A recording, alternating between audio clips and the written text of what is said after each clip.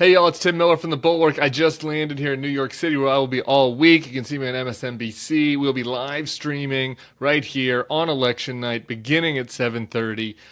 Make sure you've set that little alarm bell, you've subscribed to the feed. Come hang out with us. I'll be here early in the evening, MSNBC late night, and we will all be spending a very consequential evening together. I wanted to pop on really quick because while I was en route, we got a prediction on the Nevada race from Jon Ralston. Now, Jon Ralston is in some ways kind of like the Ann Selzer of Nevada. He's a journalist, so there's some differences. He's not a pollster like Ann is, but he deeply analyzes the early vote. He really understands his state. And you know that I've been very reluctant to overanalyze the early vote because we don't know what we don't know. And we don't know who's going to turn out on election day. And so it's hard to get too excited or too upset about what we're seeing in early numbers. And I've gotten too excited or too upset about early numbers before and been wrong. Though I was famously right in 2012, and all of my colleagues at the RNC were getting excited about the early vote numbers, and I told them Mitt Romney was still going to lose. But that's a story from another day.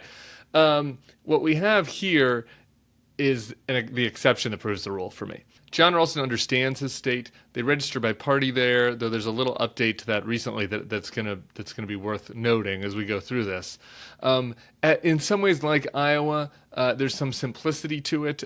You have the very blue Clark County, which encompasses Vegas. Then you have the red rural part of the state, and then you have the swingy Washoe County, which encompasses Reno. So. It's a little less complicated. There are fewer vectors than in these other states, and most importantly, Jon Ralston has been right every time, as he will tell you as we go through these predictions. He'll tell you he was correct about Harry Reid in 2010, about Republican Dean Heller in 2012, about Hillary Clinton in 2016, about Joe Biden in 2020, who both won Nevada, even though Hillary obviously lost the presidency. He was right in 2022 with his ballsiest prediction yet, which was that the Republican was going to win the governor's race and the Democrat was going to win the Senate race, Catherine Cortez Masto, and that ended up bearing out. Masto won very narrowly, just as he predicted. And so I've been waiting anxiously for his verdict on what he's seen in the early vote, and I guess I'll stop keeping you waiting. His early vote is this: Nevada is going to be extremely, extremely close. But his prediction is Vice President Kamala Harris, 48.5%. Donald Trump, 48.2%. Others and none of these candidates, 3.3%. Usually I would tell you this is ridiculous. To predict to within 0.3%, it's not doable. It's a fool's errand. But Jon Ralston literally just did this in 2022 when he predicted that Catherine Cortez Masto would win by less than 1%, and then she did. And I guess one other thing I should mention is that there's a big chunk of the state that votes early, right? So you're dealing with a bigger, with a smaller margin for error, and you deal with more known knowns and known unknowns, as Rumsfeld would say, than in some of the other states as far as who's going to turn out on election day. So a couple of his caveats I want to go through here, and I think that the most interesting part of this is Republicans have banked an early vote advantage through the rural counties by about 30,000 votes. What he is expecting is that it will be narrowed by more mail voting coming in from Clark County, which we mentioned, Vegas, Vegas, baby. But the key to the prediction here is that Nevada has recently added automatic voter registration. And unless you choose to register by party, it automatically registers you as a nonpartisan. So Nevada has more voters who are not registered by party this year than it has in the past. And what we saw in the New York Times Siena poll was Kamala Harris doing very well with people that weren't registered by party in Nevada. I think New York Times Siena had Harris winning by 3 in the state. And the other thing, as Ralston points out, is that the Democratic machine, the Reid machine that he calls it, has been working very hard to register traditionally Democratic groups, younger voters, Hispanics, voters of color, unions. They've been trying to register these voters, and so he thinks that that there's a certain percentage of those people that are registered nonpartisan that the Democrats know are basically Democrats, but they just got swept up in this new automatic voter registration system, and so they're not showing up as Democrats. If you're just looking at the raw data, they're showing up as nonpartisan, and so it's on the back of those nonpartisans, some of them just traditional independent swing voters, some of them these new voters that the Democrats are bringing in, that Ralston sees Kamala Harris winning the state. Now, Nevada is important for this reason.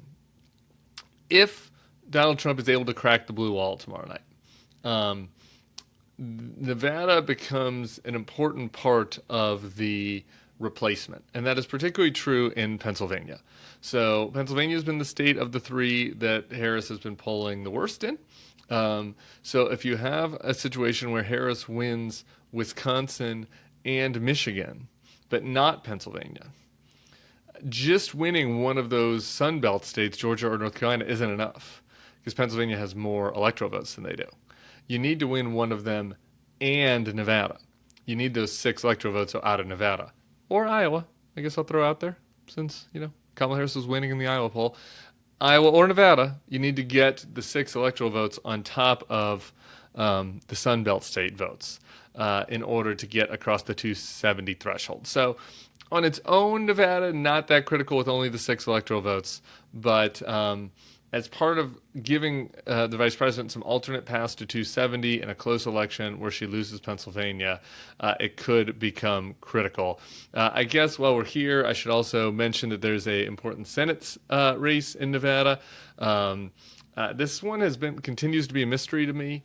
Jackie Rosen, who seems like a perfectly fine person, but does not have a huge public persona like some other senators, is pretty low key nationally, but even in her state. She's running against Sam Brown, who has not been a particularly strong Republican candidate, but is not like an insane person like Blake Masters or Herschel Walker. And so throughout the cycle, there's been this gap where Jackie Rosen is running better than Kamala Harris that I've never quite understood. And I thought maybe on Election Day we would see those two numbers converge, hopefully in a beneficial way for the vice president. Ralston doesn't think they converge, really.